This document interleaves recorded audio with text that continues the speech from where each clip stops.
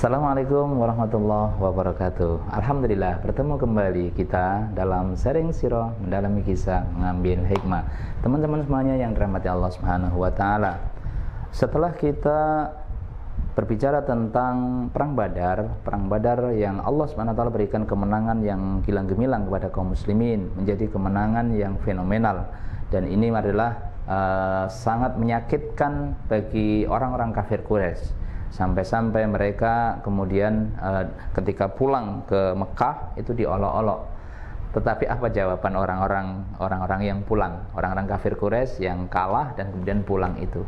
Kalian nggak nyangka, kalian nggak tahu apa yang terjadi ya di perang Badar itu. Kami melihat bukan saja kami melawan pasukan Muhammad yang jumlahnya 313 itu, akan tetapi di antara langit dan bumi itu ada pasukan yang baju putih, dan kemudian mereka melesat berkelebat-kelebat. Kemudian kalau sudah dekat dengan kami, seolah-olah kami ini tinggal menyerahkan leher kami saja untuk disembelih dan sebagainya.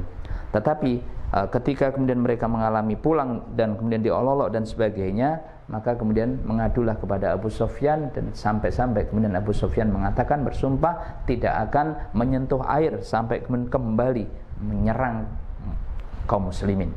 Teman-teman yang dirahmati Allah Subhanahu wa taala, karenanya kemudian pasca perang Badar itu ya, nama Islam dan juga Rasulullah SAW dan kaum muslimin serta ajaran agama ini menjadi semakin berkibar, dan banyak sekali orang-orang yang kemudian mempertimbangkan untuk beberapa kaum di sekitar Madinah dan kemudian di sekitar Mekah, di sekitar Arab itu mulai mempertimbangkan, ini benar-benar sebuah kekuatan yang baru, sebagai sebuah ideologi yang baru, agama yang tidak bisa diremehkan dan sebagainya, ketika sebelumnya mungkin dia belum mendapatkan hidayah dan seterusnya.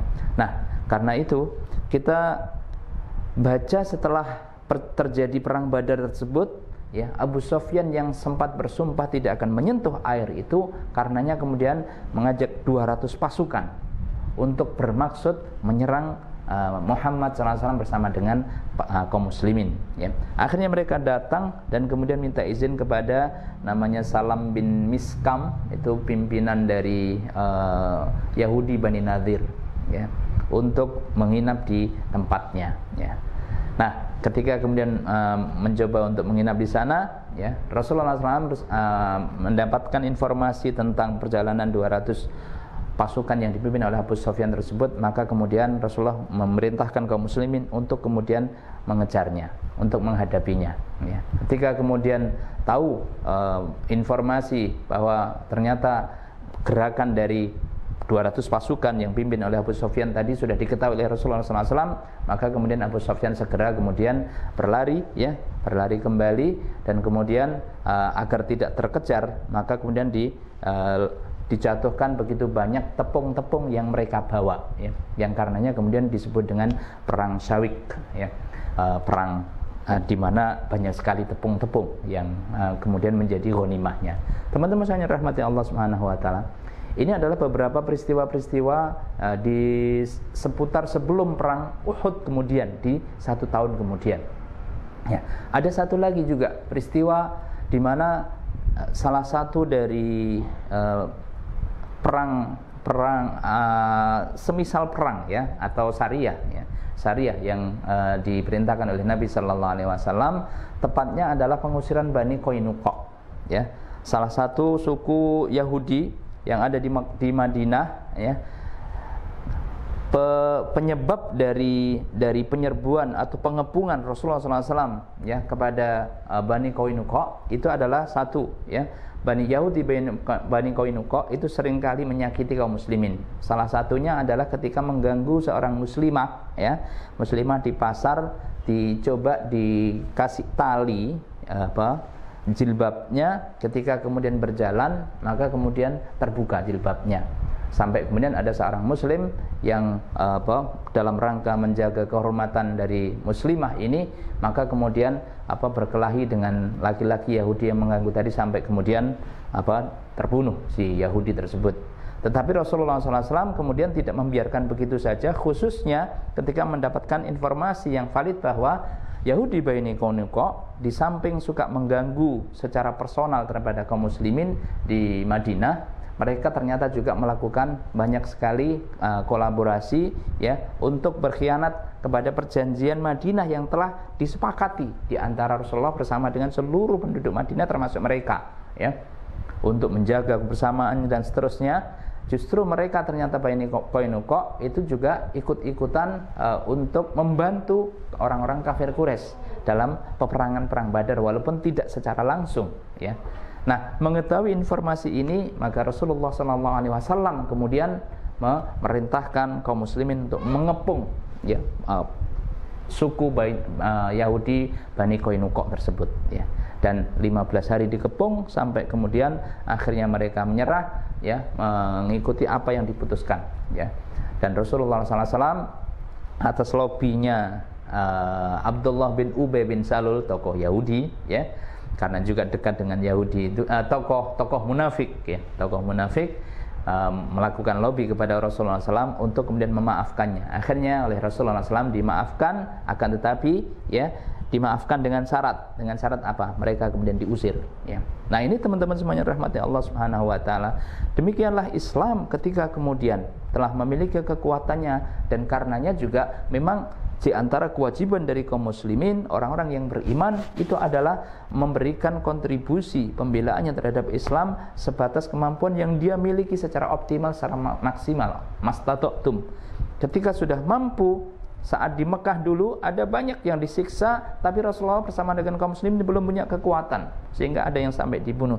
Tetapi ketika kemudian di Madinah telah memiliki kekuatan, maka ya tidak boleh ada kedzaliman sedikit pun ya, termasuk kedzaliman kepada seorang wanita sampai kemudian terbuka auratnya, maka hal ini tidak bisa dibiarkan sampai kemudian dalam prakteknya Rasulullah memerintahkan kaum muslimin untuk melakukan pengusiran kepada orang-orang Yahudi Bani Qainuqa. Nah, teman-teman semuanya, berikutnya kaum muslimin orang-orang kafir Quraisy ya, setelah kekalahannya di perang Badar yang menyesakkan luar biasa seperti itu, memalukan luar biasa seperti itu, maka mereka kemudian mencoba menggalang kembali kekuatannya untuk membalas dendam ya, dengan balas dendam yang luar biasa dengan maksud untuk mengalahkan kaum muslimin ya. Maka kemudian di setahun kemudian, tahun ketiga Hijriah, berangkatlah di bulan Syawal ya 3.000 orang-orang kafir Quraisy yang dipimpin oleh Abu Sufyan ya. 3.000 pasukan ini ya, di dalamnya ada Khalid bin Walid ya. Nah, pasukan berkudanya dipimpin oleh Khalid bin Walid. Nah, 3.000 berangkat ya.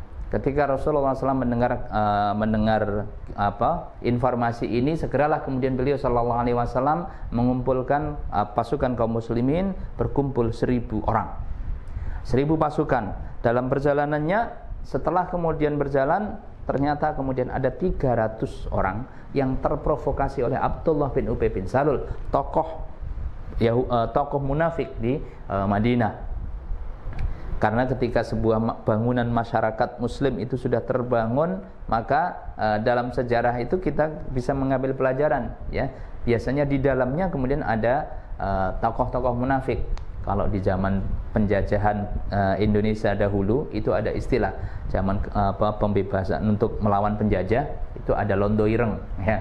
Kalau di ini munafik ya, ada tokoh munafik. Nah, atas provokasi Abdullah bin Ubay bin Salul, maka kemudian 300 orang ini kembali ya. Berarti tinggal 700 orang. 700 orang inilah ya pasukan utama dalam perang Uhud. Rasulullah SAW menempatkan 50 pasukan pemanah ditempatkan di bukit ya untuk menjaga situasi kondisinya. Dan kata Nabi SAW, beliau dengan tegas mengatakan bahwa jangan berpindah ya, dan jangan bergerak ya, apapun kondisi kaum muslimin yang di bawah ya, apapun kondisinya, menang atau kalah, unggul maupun terdesak, apapun kondisinya, jangan berpindah dari bukit yang telah ditetapkan oleh Nabi SAW ya. 50 pasukan Teman-teman semuanya rahmati Allah Subhanahu wa taala, maka kemudian akhirnya terjadilah peperangan dalam perang Uhud ini, ya.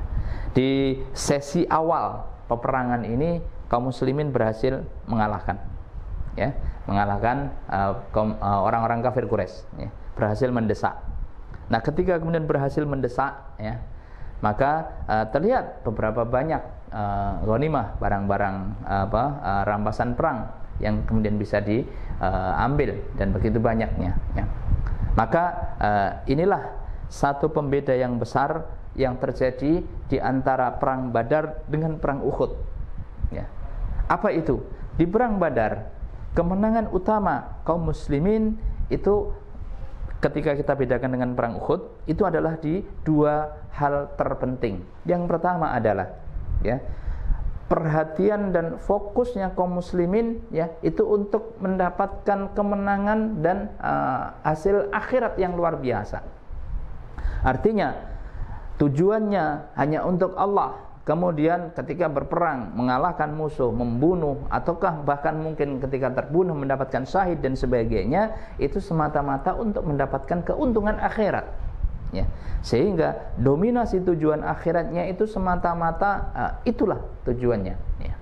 Yang kedua, ketaatannya kepada Rasulullah SAW sebagai qaid, sebagai komandan perang, itu mutlak dan sama sekali tidak bergeser daripadanya. Sami'na wa ata'na fil masyad wal makrah fil usr wal yusr, itu mutlak dilakukan oleh semua para sahabat tanpa kecuali, ya.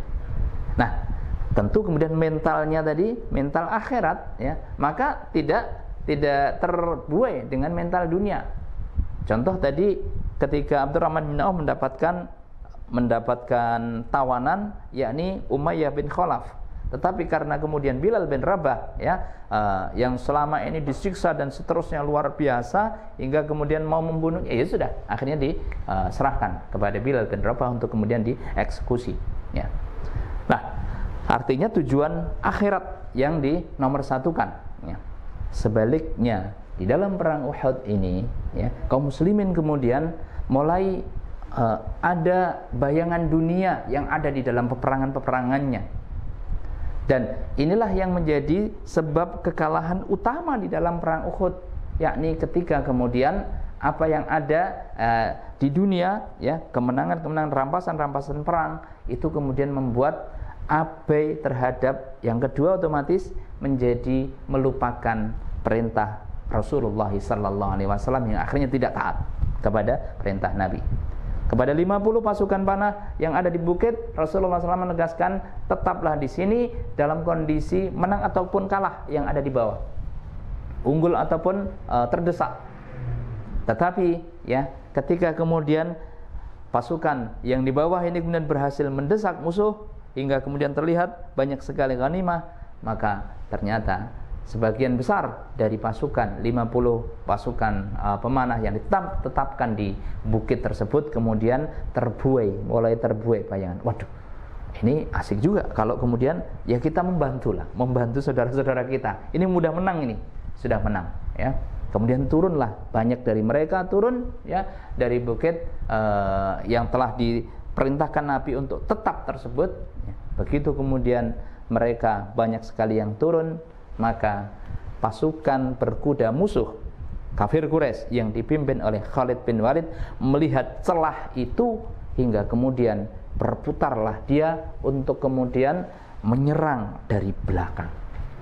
Pada waktu itulah, ya, saudara semuanya yang dirahmati Allah Subhanahu wa taala, kaum muslimin yang di awalnya sudah mendapatkan kemenangan disebabkan dua hal tadi, yakni terbuai oleh dunia dan kemudian tidak menaati perintah Rasulullah SAW, maka kaum muslimin kemudian mendapatkan serangan yang mendadak yang luar biasa dari belakang oleh pasukan berkuda yang dipimpin oleh Khalid bin Walid, sehingga kaum muslimin relatif kocar-kacir pada waktu itu. Teman-teman semuanya yang dirahmati Allah Subhanahu wa taala, walaupun kemudian, ya, di dalam peperangan ini, peperang Uhud ini, ya, Rasulullah SAW tentunya kemudian nanti selamat, tetapi ada berita hoax yang sempat tersebar, ya.